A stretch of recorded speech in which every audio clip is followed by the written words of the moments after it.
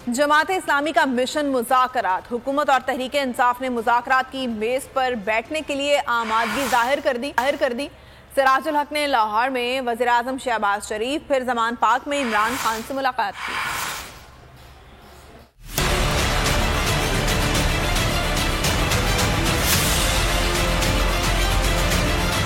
मुल्क में सियासी अदम इस्तेहकाम, मुआशी अबतरी और गैर यकीनी सूरत हाल। जमात इस्लामी की सियासी जमातों को एक मेज पर लाने की कोशिश में अहम पेशरफ्त। हुकूमत और तहरीक इंसाफ ने मुज़ाकरात की मेज पर बैठने पर आमादगी जाहिर कर दी। अमीर जमात इस्लामी लाहौर पहुँचे, 3 रुकनी वफ्द के हमरा वज़ीर आज़म शहबाज शरीफ से मुलाकात की। सिराजुल हक ने अगला पड़ाव डाला ज़मान पार्क में और चेयरमैन PTI इमरान खान से भी मुलाकात की। जरा के मुताबिक मुलाकातों में अहम पेशरफ्त सामने आई है। हुकूमत और PTI ने मुज़ाकरात के लिए ग्रीन सिग्नल दे दिया। दोनों अहम मुलाकातों में मुल्क को दरपेश मसाइल और मौजूदा सियासी सूरत हाल पर तबादला ख्याल किया गया।